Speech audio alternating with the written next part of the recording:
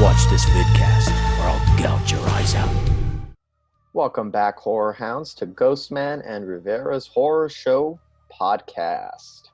I am Mike Ghostman Pickle. And I'm James Rivera. We're going to have a shorter than usual podcast today. It's actually my birthday today as I'm recording this. It's not my Happy birthday, happy birthday.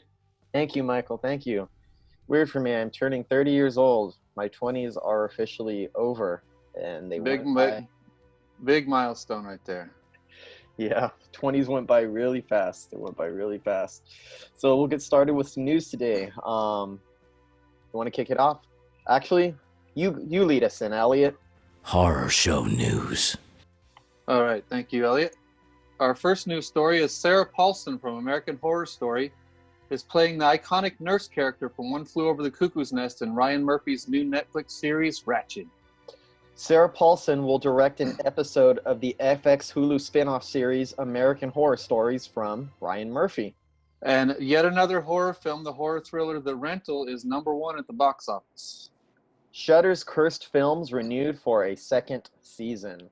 Another story from Shudder, the filmmakers of Shudder's Host are working on a horror film with Sam Raimi. Let's get right into it. So, Sarah Paulson, double trouble news. Yes, it's coming to a Ratched, about Nurse Ratched from One Flew Over the Cuckoo's Nest, is coming to Netflix September 18th. The 8-episode series tells the origin story of the character, and here's a synopsis. In 1947, Mildred arrives in Northern California to seek employment at a leading psychiatric hospital where new and unsettling experiments have begun on the human mind. On a clandestine mission, Mildred presents herself as the perfect image of what a dedicated nurse should be, but the wheels are always turning and she begins to infiltrate the mental health care system and those within it. Mildred's stylish exterior bellies a growing darkness that has long been smoldering within, revealing that true monsters are made, not born. And the trailer dropped this week and it looks awesome. It does look awesome. She has a lot to live up to. With the original performance from Louise Fletcher actually received an Oscar. She received Best Actress Oscar along with Jack Nicholson for Best Actor for that movie. So it's an iconic award-winning film with a lot to live up to, but I think that they picked the right actress for it. Sarah Paulson possesses the right qualities to play a character like Nurse Ratched. It could very well be cheap, like... You say, let's just take an old iconic character from a beloved movie and just turn it out into a series. But this seems more than that. Like after seeing the trailer, it seems very cinematic. It seems like a very cerebral kind of slow burn. Mm-hmm. It's very visual, and you can tell that Sarah Paulson's performance is going to be great. I mean, I feel like the collaborations between Sarah Paulson and the hardest working man in television, Ryan Murphy, have all been really good. Sarah Paulson has been great in every season of American Horror Story she's ever been in. Even if the season lagged or even if it wasn't one of the stronger seasons, she was never a part of any of the issues. She was great with Ryan Murphy's American Crime Story. Yes. People versus O.J. Simpson. So it makes a sense that they can continue their collaborations, and this is a perfect character for them to go into. I mean, the original one has its connections to horror. It has Brad Dourif in it. The original Chucky, who was actually Oscar nominated for that film for Best Supporting Actor. So there's a lot of expectations going into this one. I've always loved One Flew Over the Cuckoo's Nest. My grandfather showed that to me as a child, and it's always stuck with me. Watched it many times throughout the years. Nurse Ratched was always an angering character, but there was always a bit of mystery to her. We never really understood what drove her or what made her tick. We only saw her outlook and her personality. It'll be interesting to see what shaped her to become the person she was. And I love how it's not just portraying her as a monster. Like, she's gonna slowly work into it. Like you're gonna see the wheels turning, and you're gonna see her slowly transform into this villain. I love Sarah Paulson because, like you said, even in the seasons that we don't like that much, like Freak Show, I hated that season. That's probably the worst season for me of American Horror Story. But her two-headed character was one of the best characters of the whole series, I think. I agree. Yeah, I'm excited for her. Like, she's such an incredible actress. She never fails at anything she ever does. Just makes interesting. This leads into the next one. She's going to be directing an episode of FX Hulu spin-off series, American Horror Stories. This was announced earlier this year. We actually discussed it on the podcast. FX is developing American Horror Story spin-off called American Horror Stories. It's exclusively going to be on FX on Hulu. I don't know what that's about. We'll figure that out at another time. It's going to be, unlike American Horror Story, where the format is to have a season-long storyline, this one is going to be a little bit closer to something like Tales from the Crypt or The Twilight Zone, hour-long self-contained episodes. And Paulson actually announced that she said, "I'll be directing something," when she was asked about American Horror Stories during a panel for the show Ratchet, for Ryan Murphy's Ratchet. And Paulson's already directed an episode of American Horror Story, from season 8, Return to Murder House. So she's really stepping up these collaborations with Ryan Murphy. They seem to have a good thing going on right now. Yeah, that was one prolific man right there. The wheels never stop turning with this guy. He has a Netflix show out right now called Hollywood. He has another show, I think, called Pose, which is about the transgender community on FX. He's still doing American Horror Story as well as American Crime Story and developing American Horror Stories, and we're going to get this Ratchet. I have no idea how that man manages to stay that busy or to do that many projects. Seems fucking overwhelming. That's why I call him the hardest working man in television. And plus, I can't believe that he did... it made such an impact on the horror genre with American Horror Story when a lot of his stuff he does is not even horror. Mm-hmm. It seems like something that would be done by someone like a horror guy, but he does horror very well for not being a horror guy. I think what might have been our tip-off is that old show that he had on Nip Tuck, and I think that's the show that put him on the air, that put him on the map. I wouldn't describe that as horror, but it's definitely strange, sometimes bizarre. So you could definitely feel that he already had a sense for a certain type of atmosphere. So we always knew that he'd be a good horror. He would be good once he reached the horror genre. Yeah. Our next story is what I love to hear. I love to hear about the horror genre thriving through this pandemic. It pretty much thrives through rain or shine. No matter what happens in this world, horror seems to be people's go-to escape. And that's no different this time, because horror thriller The Rental is #1 at the box office. Another horror movie, small horror movie that's #1. It's directed and co-written by Dave Franco, James Franco's brother. For 2 weeks in a row, it's been #1. It's shown in 242 theaters, mostly drive-ins, and made over $400,000 in its opening weekend. And it's now over $1 million worldwide. The Rental is a character-driven horror thriller starring Alison Brie. Here's a synopsis. 2 couples looking to celebrate their seed money from a new business venture embark on a weekend getaway to a seemingly perfect house they've booked online.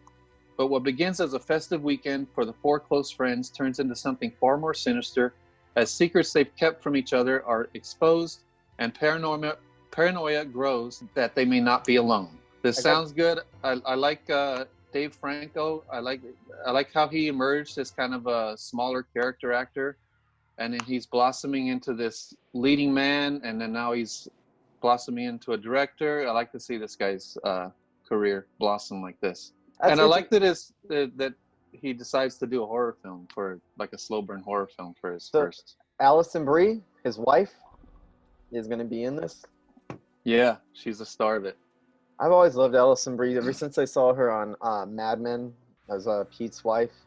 She also that's when I became fixated on her, when she was Pete's wife on Mad Men, because I love Pete, and everybody hates Pete, but I love him, and I just always liked her.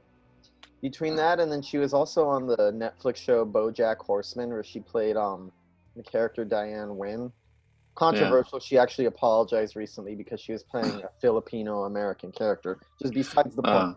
But she was always been a good actress. I liked her in The Disaster Artist when she was Dave Franco again. I like Dave Community. Franco. Community, yeah. It'd be interesting to see what this movie is like. I mean, $1 million is not a whole lot at the box office, but given that we're in the middle of a pandemic and no traditional movie theaters are open, it's mostly drive-in theaters, that's pretty damn impressive. And I've noticed that most of the new movies that end up number one at the box office tend to be horror. And if it's not, it tends to be an old film. Like a few weeks ago, I think it was Jurassic Park and Jaws were the number one and number two movies in movie theaters because I think Go ahead. I think theaters are afraid to release new movies right now and waste money, so they started re-releasing a bunch of old ones. But anytime it's not an old movie that's number one, it seems to be a horror film. Yeah, that's another fascinating thing for me because in the top 10, besides The Rental, there's another 2 horror films, which we just talked about a couple weeks ago. Number 9 is The Relic, and number 8 is The Wretched. We talked about that a few weeks ago. But listen to the top 5. 5 is Grease. 4 is Back to the Future. 3 is Jurassic Park, and 2 is Goonies. And the only new movie in the top 5 is a horror movie. Yeah, how awesome is that? I think it's kind of pretty. I think that's pretty cool. I mean, I haven't been to a drive-in theater since the pandemic. I know you have, but I think it's an opportunity for people to catch up on classics on the big screen. Because I always tell people, like, I love going to see older movies on the big screen. It's a completely different experience than watching it at home. Like, no matter how many times you've seen certain films at home and you think that the theater experience is not going to bring anything new to it, you're wrong. The theater experience will make you watch the movie in an entirely different light. So I like this new trend of having classic films playing at drive-in theaters. Also cool to have some new horror movies in there too. Yeah, and besides it being on a big screen, just the drive-in experience is a whole different animal. And for me, it's kind of a cathartic experience because that's where I started my journey into watching movies, and my love for movies was watching things at the drive-in, like The Hand with Michael Caine. I think that's the first movie I ever watched in a drive-in. I watched Empire Strikes Back in the drive-in, like 8 years old. So it just takes me back to that time. And Phantasm. Yeah, and then you get the outdoor atmosphere, and you also get the crowd atmosphere. Like like everybody's feeding off of each other's energy, even though everybody's sitting in cars. It's really cool, and especially when I go to those Beyond Fest double features. You got people clapping and screaming and honking their horns and stuff at certain parts in the movie, and it's pretty cool. Yeah, and I love that there's this resurgence in drive-ins because they were dying out. There was just a few left in the country, and now they're just blossoming. I have a feeling that they're going to be a thing from here on out because of the pandemic. I mean, when we finally reopen movie theaters, I know a lot of people are still going to be slow to go in. It's going to take a while before people ease in or transition back into regular life, but I think it looks like drive-ins are resurrected. Yay. Yeah. One good thing to come out of this pandemic. I know. You got to look at the positive, right? So Shudder's Cursed Films is renewed for a second season. Yes. Season 2 is now in production. It's set to make its premiere in 2021. It's going to focus on a new group of cursed films. The titles have yet to be released at this time. This is what Craig Engler, Shudder's general manager, had to say. Season 1 of Cursed Films captivated audiences with its thoughtful but unflinching exploration of the often tragic events surrounding some of history's most notorious productions, becoming an instant hit for us and earning rave reviews from both critics and viewers. Since its debut, the number one question we've been asked is, will there be more and how soon? We're delighted to say that we're partnering with Jay once again, that's Jay Cheel, for a second season of Cursed Films that will be even bigger and better than the first. I'm pretty excited for this one. Jay Cheel is going to be returning to write and direct, and it's going to be executive produced by Jonas Krupas and Courtney Dobbins from Muse Entertainment, along with Jay Cheel and Brian Robertson from Low End. So it looks like it's going to be the same format, bringing a bunch of different experts, people who were involved in the films, interview them, get some fascinating stories. My only question is, what films are they going to tackle now? Because I feel like they hit, like with the first season, the major cursed productions. So I think if they're going to continue the series, we're going to have to go into productions where they were possibly cursed, but the public knows less about this. Yeah, this will be interesting to see because, like you said, that first season covered a lot of the ones that we've known over the years. Not that we've known, that we've heard about that had some kind of curse to them or some kind of stigma. And then it was a lot of information that we knew, plus some other information we didn't know. So that made that interesting. So now I'll be interested to see what films they choose and if it has the same dynamic as the first one, because they were all such well-known cursed films. And even when we talked about it on the podcast, that's one of our most popular podcasts. Yeah. So people just love that thing. I'm looking forward to. My only thing is I think they're gonna have to dive into more obscure films or films that the public has less awareness of certain events that happened on the set, because I feel like when people talk about cursed films, it's usually Poltergeist, The Exorcist, The Omen, The Crow. They really made sure that they tackled all the major ones that seemed to have like a resonance in pop culture. My first guess would be Apocalypse Now. Apocalypse Now, even though that's not a horror film? Yeah. That'd be an interesting one. Because they have to branch out into other films, right? Because how many cursed horror films are there? I would think so. And I mean, yeah, you have a point, because I mean, of all film production, whether it's cursed or just tragic events or a lot swirling it, not every film that has those types of stories is related to the horror genre. Apocalypse Now would be a big one. I know that one was a disastrous set where everything that could go wrong went wrong. Heart attacks, suicide threats, actors going missing, people psychedelics in the jungle going crazy. So that would be a really interesting one to dive into. But yeah, I can't think of anything else at the moment.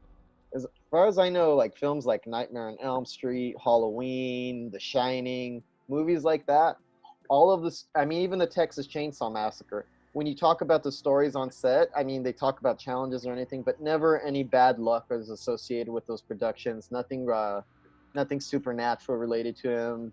Everybody seems to have a good time and been successful. So they're really going to have to dig deep. But I'm sure there's some stuff that the public is not aware of. I'm sure there has to be some beloved horror film that we think we know everything about, but we still have a lot to learn about the production of them. Well, they better dig deep, because that first season had a lot of revelations and a lot of fascinating stories. So they better dig deep to make a worthy follow-up to it. And our final news story is the filmmakers of Shudder's Host are working on a horror film with Sam Raimi. And this deal was already done before the filmmakers made Host, before it became a big hit on Shudder. So this was already in the can. So director Rob Savage and co-writer Jed Shepard were on the Bloody Disgusting Boo Crew podcast. And they were talking about it being a one-location supernatural feature film being produced with Sam Raimi. And the director, Rob Savage, says, "We've got a great script that we're really excited about. It's not a spoiler to say that that it's in similar supernatural space, but it pushes in a much different direction from Host. It's one of those ideas where you hear it, it's very simple, and you're amazed that nobody's ever done it before. When we first talked about it, we immediately Googled it, and we couldn't believe that nobody happened upon this idea before. It feels so fundamental in the way that it tackles the horror genre." And they also, on this same podcast, they also promised an amazing follow-up to The Host. But this depends on the success and how many people watch Host on Shudder. And from what we're seeing, a lot of people are watching it. So I think part 2 is going to be inevitable, and they already have an idea for it. So, should we talk about it now? Should we jump into it? Yeah, we might as well. We're only going to discuss 2 movies today, since James has to get on with his birthday festivities. 30 is a big deal, so you got to get out there and celebrate. So, The Host. I've been hearing about this for a couple of weeks now. As soon as I saw some friend post about it on Facebook on a timeline, it seemed kind of interesting. But within a day after one person posting about it, I saw endless posts about The Host, The Host, The Host, The Host. This new social distancing Zoom chat film that runs a little under an hour long, which I thought was pretty fascinating.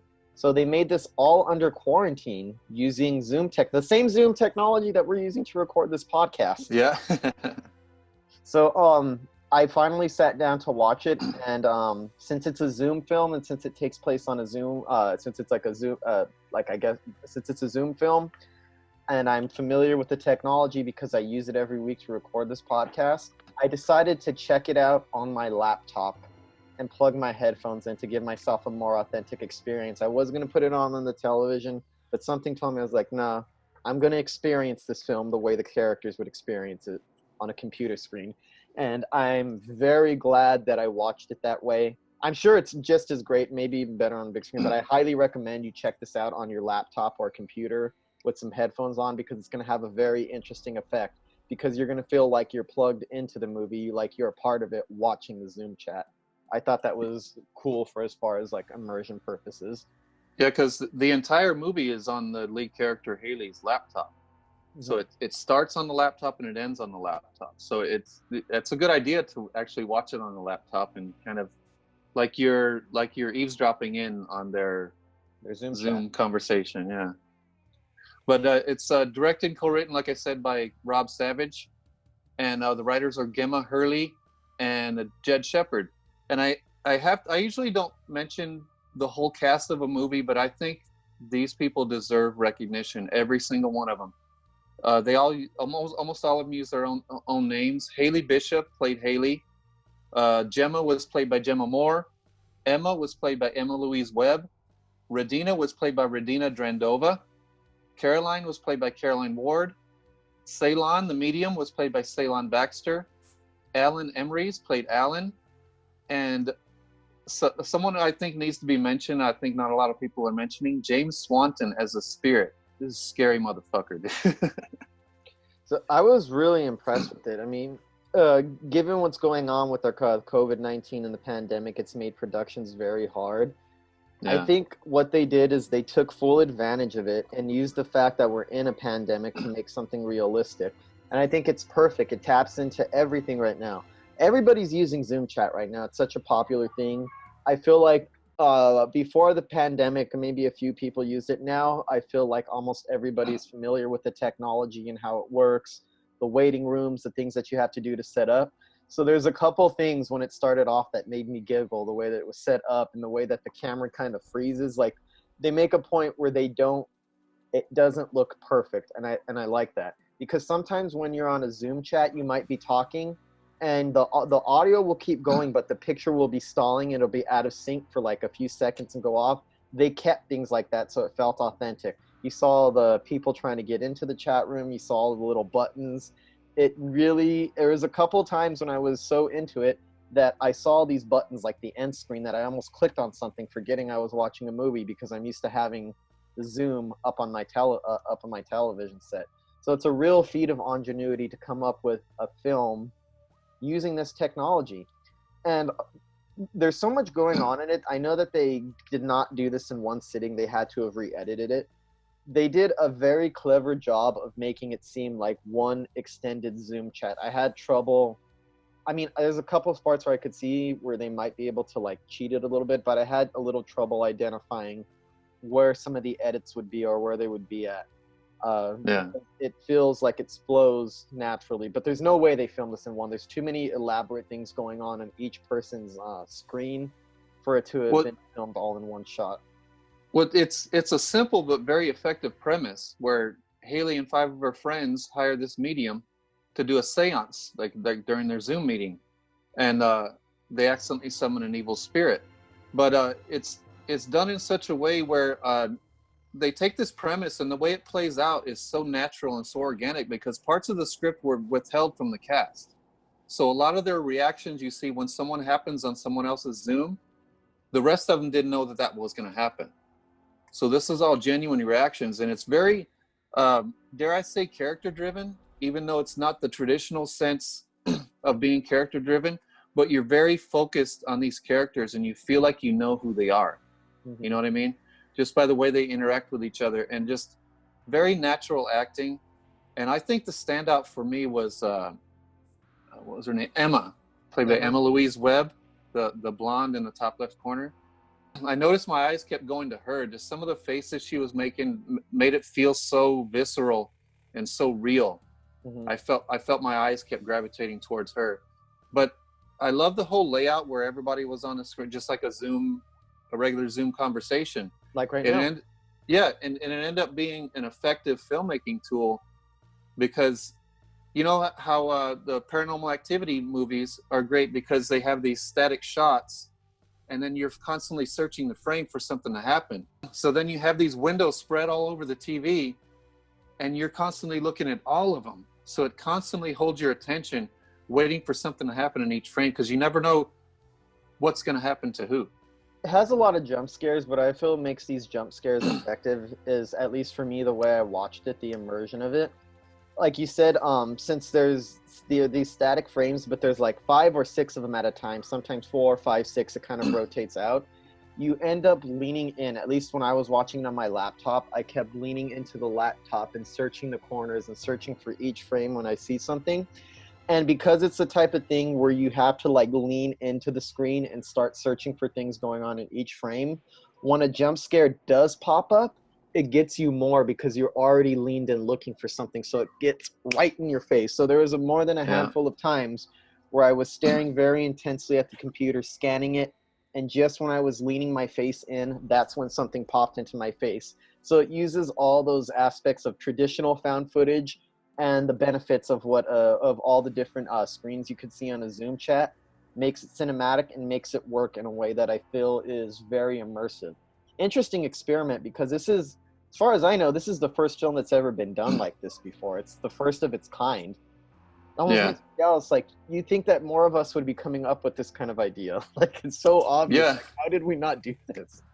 And the thing you normally see in even the best horror films, you see the build up to the scare, and then the scare.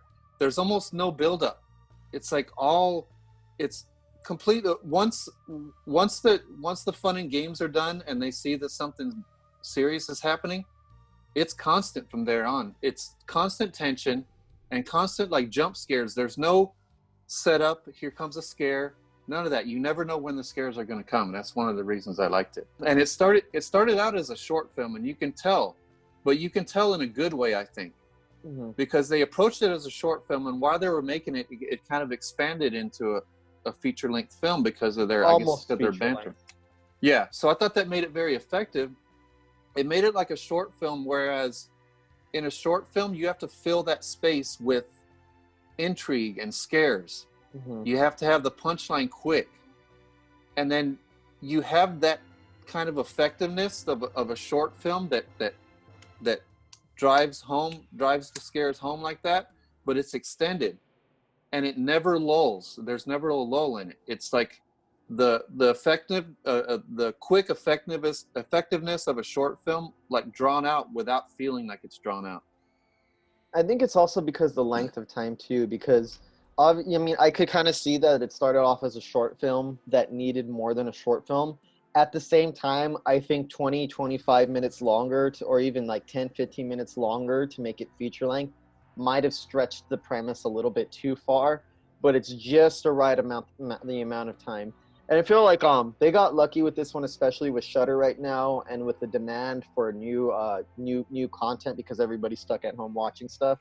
That normally films that run a little over an hour are hard to market and hard to get distributed, hard to pick up, because film festivals, when they're looking for short films, they want to program as many things as they can, as many things as possible, so they could see as many films.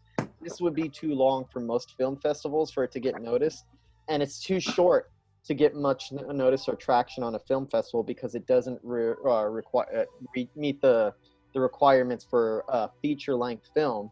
But with Shudder, with these new streaming services and with technology and with the demand for new content that we're not getting, they came in at the perfect time. This would be almost impossible to get a film that runs about 57, 58 minutes released, marketed, and put up on a major streaming service so fast. They got really lucky with this one. Perfect timing. Do you think this is going to start a trend with these short features? I hope so, because I mean, I would like to see more, because there are times when you want to watch a film, but you don't want to watch something too long. You want to watch something a little more than a short film. It's satisfying. I think not for movie theaters. I feel like if you're going to pay for a movie the theater experience, I would feel a little ripped off if the movie is less than less than an hour. But I think for streaming services, this is a good format. It'll give people a chance who have ideas that are too big for a short film, but too small for a feature-length film. And it's going to open up the avenues of creativity where people will be able to pursue certain ideas that they wouldn't have been able to have done before. Yeah, it expands on the conventions of what a normal script and a normal movie is supposed to be. I was taught as a filmmaker and as a screenwriter that you can't have constant excitement and constant tension through an hour and a half, 2 hour film. It's necessary to have some lulls to give the viewer some breathing room in order to process what they just saw leading into the next thing. So it's crucial in the filmmaking process, but this takes out the need for that because it's just an hour long. So it gives you a chance to keep the tension up through the whole thing without feeling like it exhausting. And I thought it was pretty damn effective. It was scary, it was tense, it was well acted, and it has the type of acting that I was going to say that it's required in found footage films. Are we classifying this as a found footage film? Or is this like the sub-genre? Is this like the birth sub-genre? I think it's a sub-genre. It's like it's the unfriended, the den type of thing. Okay, but with so social media, how would you describe social media found footage? Yeah. and I can definitely see the comparisons, like with the den. The den is done primarily on a laptop, but I think the den is even scarier because it's more involved in the story and it's more complex. Has more time. And then Unfriended is more of a I don't know, it's a little more intricate too, because you're wrapped up in the lives of these people. But this one, you have just enough time to get to know the characters before they're thrown into a horrific situation, and then the rest of the runtime, once it begins, the rest of the runtime is all one big giant horrific situation, you know. So they took that premise, and it seemed almost plausible to me. If you're a believer in the supernatural, or if at least if you're open-minded and believe in the possibility of the supernatural, you could see how something like this could be possible. Like, I'll word it carefully because I don't want to give away the twist. When people like this start playing around with the supernatural, they tend to get careless, like the one character Gemma did. They get careless, and then because they're online, there's no, like, the protection is gone. Like if you've got a seance or something, it's a controlled environment, and if there's a medium there, like a medium was here on this movie, they can control that. If a door is opened, they can close it. But in an environment like this, all that's out the window. So it's something they shouldn't even have been playing with in the first place. So it's kind of plausible, if you really think about it, if you have an open mind about it, how something like this could happen, and an evil spirit could infiltrate into our world this way. I think in most horror films that feature some sort of seance, or where they're calling upon a spirit, what gives the audience a sense of relief, or kind of like a valve to relieve tension, is the feeling of togetherness. People always feel better with strength in numbers. The idea of sitting around a seance, it's scary, but you might feel that you're okay because you're surrounded with a bunch of people and you're all going to fight this together. This takes that typical idea, and by isolating everybody completely alone by themselves, makes it kind of gets rid of that sense of relief that you feel, that release valve that comes with the idea of there being strength in numbers is completely eradicated by doing it in the form of a Zoom chat, where internet connections break up. Somebody might have to call, and this happens. I mean, this has happened to us on Zoom, where internet technology is not always reliable. It breaks up, we lose signal, we have to get back on and start it over. And that makes it even creepier, because with the seance, the whole idea is that it's supposed to be an unbroken circle where at all times you're always together. The internet is an uncontrolled environment, which makes it perfect for a horror movie to use that as the premise. It's perfect. Yeah, because the only person with the experience to control this situation is so easily cut out of it. That's the thing. You know what I mean? And that's one of the many things I thought made it original, because a lot of people are saying it's wildly original, and then a lot of people are saying, no, cut that, it's not that original. Unfriended did something similar. But I would say it's it's original, not wildly original, but it's original. yeah, it's original in its execution, and then it takes that premise and it does little twists and tweaks to it. Like without giving it away, I'll just tell you some of the things that really caught me. Alan being logged off by his wife. That kind of took it in a direction you didn't expect, and he comes in, and then when he comes back in, the shit hits the fan. And then Ceylon being booted off, the medium, Haley's chair moving, the Emma's glass breaking, the use of filters, where the filter appeared on the spirit, and Radina's feed playing on a loop. I think stuff like that made this very effective and very original, and took that premise and Some took of the it in technology that people use while using Zoom. yeah, so it took it in unexpected directions and made it even more unpredictable, I thought. You know, I always thought face filters that people use on Instagram and Zoom and Snapchat are weird and creepy. And this movie takes that and takes full advantage of the fact that the idea of face filters and putting masks on people is actually kind of strange and not natural. And I love that it uses the little details of the Zoom technology to enhance the experience. And I feel like the more familiar you are, that you're gonna go like, oh yeah, where you get creeped out, but you're like, oh, that's kind of funny too, because I know what it's like to deal with this issue. I know what it's like to deal with this technical issue. Super relatable.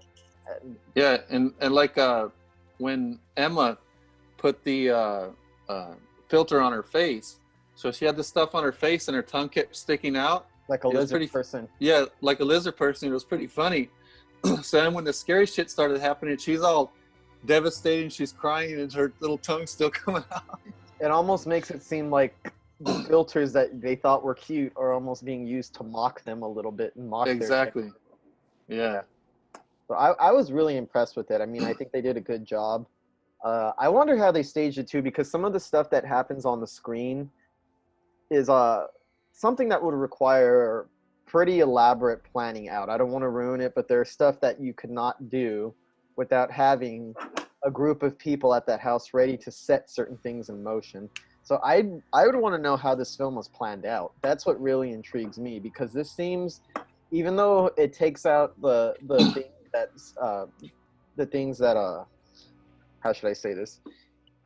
Even though it takes out like the social distancing aspect of filmmaking, it's obvious that some of this, there had to be a group of people at each person's home to pull off everything and to make sure that everything is timed perfectly so everything happens on schedule. I was really impressed with that. Must have been a challenge to coordinate this type of film at different houses. That's how I imagine it was filmed, because things happen on multiple screens. This had to have been like different crews at different houses that make sure they all have to execute everything at the same time. Communication would be interesting. Yeah. So well, apparently there's a detailed little featurette documentary coming out about the making of. So I got to see that.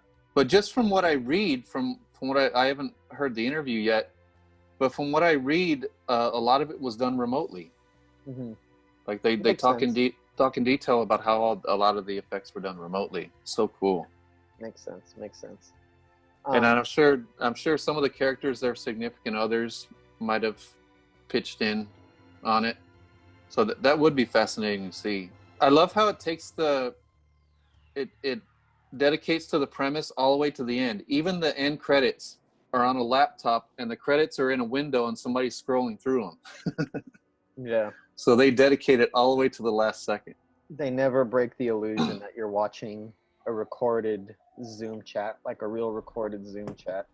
Highly recommended. I think it's one of the, I mean, obviously releases have slowed down, but I think it's one of the standout releases of the year, and probably the ultimate quarantine movie, because it's the one movie of all the ones that I've seen under quarantine, new movies anyway, that most fully takes advantage of the situation that we're going through without feeling exploitatives, like something like Corona Zombies or like that. Yeah, it's not as original so much as the scares, because it uses a lot of the techniques we've seen before in similar films, but I think it's emotionally original.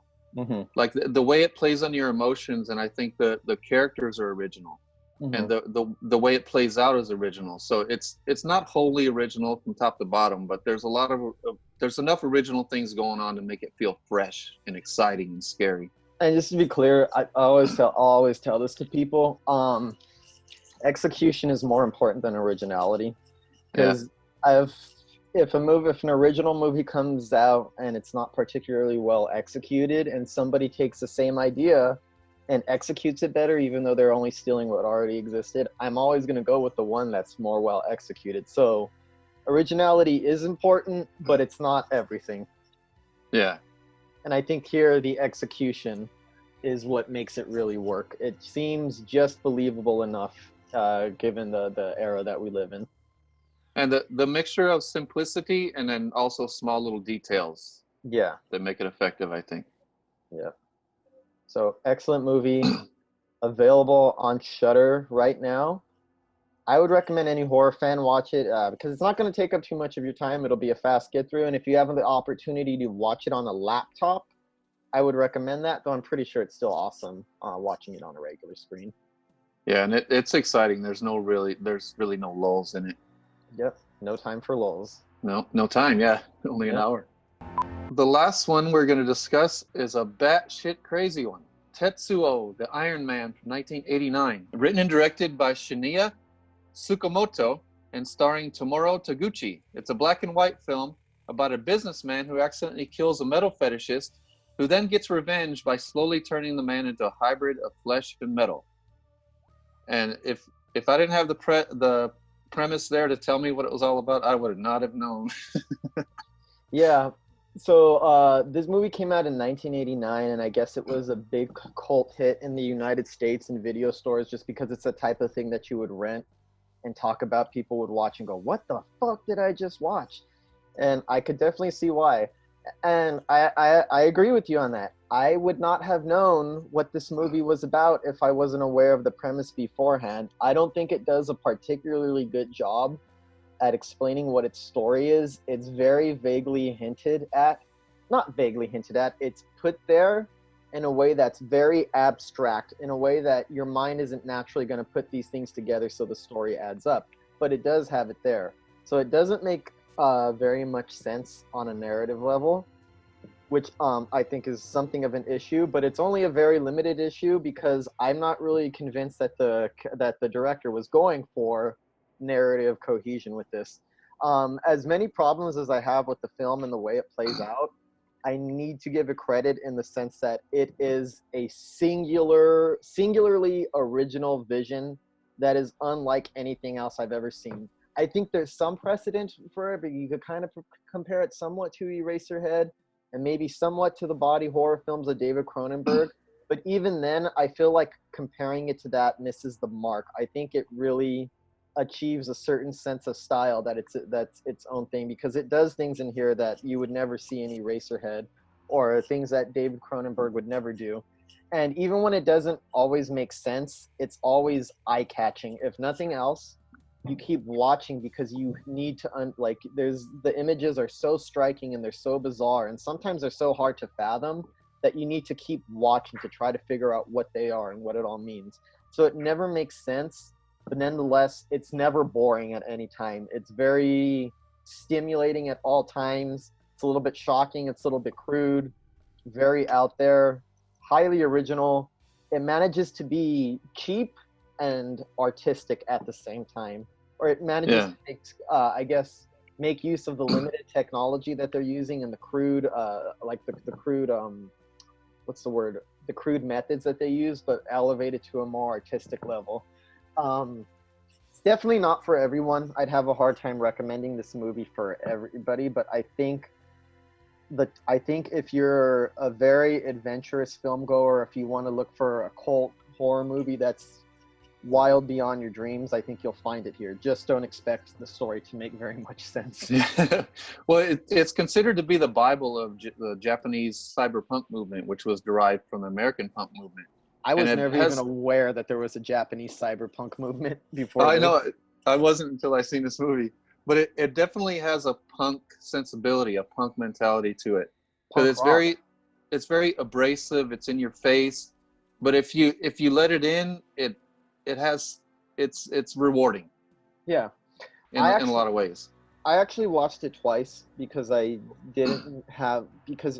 me, one viewing was kind of hard to put into words what I thought about it. It took a second viewing for me to get it more. And it's only 64 minutes long. I know that there's different versions of it. Some of it runs 77 minutes, but I think the most common one out there is the 64-minute version.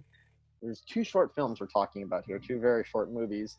Yeah. And I think that runtime is just right because it's so overloaded with overstimulating visual style that I think if it went a little too long, it would start to lose some of what makes it unique, some of its special, and it would start to drone into repetition. As it is, I already think that running time already pushes it to its absolute limit. So it doesn't need to be any longer. However, it is worth watching because it's not going to take up a lot of your time, and you'll definitely feel affected by the time the movie's over. Whether you like it or not is another question. It's short, like a punk song. Yeah. Short and pounding you in the face the whole time. Totally has the attitude and aesthetic of punk rock, the rawness of it, that anger, the vitality, the chaotic feeling that it gives you. Yeah, and anytime you think it's going to slow down, there's tons of camera shots of rowing through the city with fast cuts where it feels almost like a music video, and then tons of close-ups of like wild shit, like the director raking a piece of metal across his teeth and shit like that. Oh, man. It's constantly jarring and constantly titillating in a way, too. I'll say this is objectively the most metal movie I've ever seen.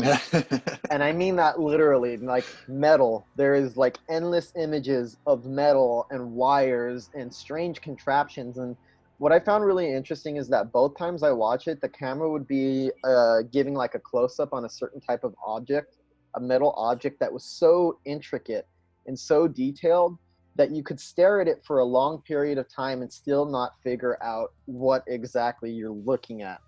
It's the type of thing where the images keep you staring at it to try to, as your brain, like your eyes see what it sees, but your brain struggles to comprehend or make sense of some of the visuals that your eyes are watching.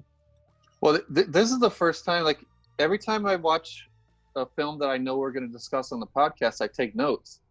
The first time I watched it, I didn't take any notes. I sat there just with a blank paper, just looking up at the TV. Like, what do you take notes on? I didn't know what to write down. And then after I watched it, I didn't know what to discuss. And I did the exact same thing you did. I had to go back and watch it again to analyze it because it was just too much going on. Like it opens with the guy running over the metal fetishist, right? Mm-hmm. But you can kind of tell the guy gets hit, and I had no idea that this was a business. When they show the businessman, I had no idea that that's the guy that hit the metal fetishist. And then the metal girl, the like half metal girl, she was really fucking cool, by the way. And it was a really high tension scene where she was chasing him through the streets, and it was really cool and exciting. But why? Mm-hmm. Where did this deformed metal chick come from? But it's very expressive, very stylistic filmmaking, but no storytelling whatsoever. no storytelling at all. But at the same time, it's hard not to enjoy a movie that features a metal man with a giant metal drill in place of his penis. Yeah, the dick drill. The dick drill has to be one of the most eye-popping things I've ever seen in any movie in recently. And plus the sexual aspect mixed into it, where the guy's having crazy sex with this girl, and then when she sees the metal and stuff come out, she's kind of into it. That was all weird. It almost like has elements of Hellraiser or that type of S&M, but it seems even more extreme or painful. And there's more where Hellraiser uses that and makes it menacing and kind of otherworldly and scary. This makes those same elements look almost gleeful. Yeah. Especially shoving that big giant piece of metal up his ass. Oh yeah, there's anal sex with metal pipes and strange things. There's I was about to say regular sex, but I don't think any of the sex in this movie is regular, given that everybody is either metaled up or drilled. And like the guy yelling out, "You want a taste of my sewage pipe?" Oh, some hilarious camp moments. There's a lot of gay subtext in this movie too. There's a lot going on for a movie that has zero plot and no coherence, and it's so short. There is a fuck of a lot going on in this movie. I will say. And toward the knowing the premise and everything and watching it for a second time, I kind of followed it through the whole thing, but there's a couple questions I have at the end. See if you can answer these questions. I probably won't be able to, but go ahead anyway. So at the end, the shots, the quick, fast cuts and all the shaky cam stuff, all those shots get even more random. And I think the businessman is made to feel the crash over and over through flashbacks. Is that what was going on? My interpretation of it, and I bear in mind this movie requires interpretation, is that the metal fetishist that he hits is haunting him, I think, or coming back from the dead or something. I think since the metal fetishist makes the businessman who hit him suffer, he starts growing like metal out of his body, and he starts turning into this biomechanical kind of creature. Since he's able to do that and haunt him, I imagine that's him getting inside his head to remind him why he's experiencing the pain that he's experiencing and why his body is transforming. Granted, that's just the closest thing that I can ascertain as to what's going on, because none of the rules of this movie are very clear, if that makes sense. So I get the feeling, but I don't want to say definitively it's him haunting him. But if he can get inside his body and make him grow a metal dick, a drill dick, I don't see why he can't get inside his head and torture him with thoughts.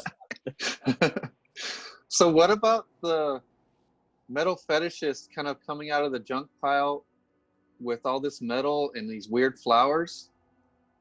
Are those metal flowers? I think so.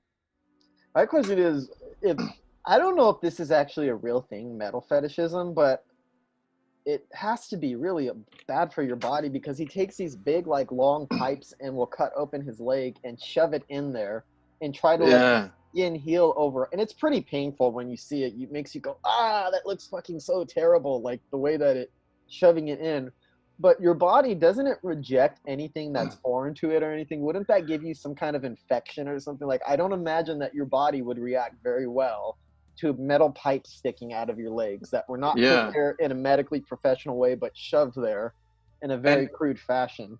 And by the way, this is a batshit crazy movie that's all over the place and you can't tell what's happening. But when it comes to shots like that of him opening up a wound on his leg and sticking metal in it, it looked like he was opening a wound on his leg and sticking a metal rod in it. There was nothing unreal looking about it.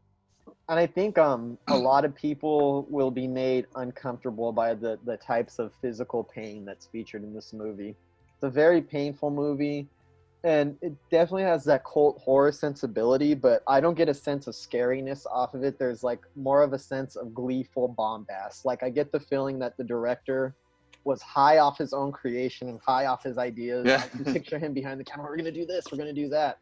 It seems like a very energetic and very stylistic vision from the filmmaker. It seemed like, I imagine they had a blast making this movie. Yeah, and the only way I can describe it, it is definitely hard to watch, but in the best way possible. Like there's a lot of bad movies out there that are hard to watch, but this one's hard to watch in the best way because it gives you enough eye candy and enough insanity to hold your interest and keep you entertained throughout the whole thing, even though it's hard to watch. But luckily, the brief running time ensures that it doesn't overstep its boundaries or overstay its welcome. Yeah. Kind of like Host. It's actually like about 6 minutes longer than Host, actually. Yeah. Including credits. So it is a very, very short film. So it kind of fits that we're doing a short podcast with 2 short films, short features. And good recommendations right there, because Host is a brand new thing. I mean, it's been making its waves around social media. So if our listeners want to check it out, it's definitely worth your time if you're in a rush and you don't want to watch anything too long. If you're looking for a bizarre cult movie and you have Shudder, check out Tetsuo the Iron Man. And if you want to get a little bit more context, there's an episode of The Last Drive-In with Joe Bob Briggs that features this episode. And since the movie's so short, that episode is only like an hour and a half long. So either way, it's not going to eat up very much of your time.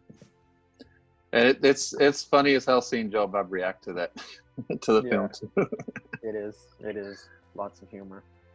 But yeah, check these movies out. And Shudder is the shit, dude. I mean, it may not have a huge, like, ridiculous collection, but the things that they curate, stuff like this that you can't see anywhere else, like stuff like Host, and they're really good.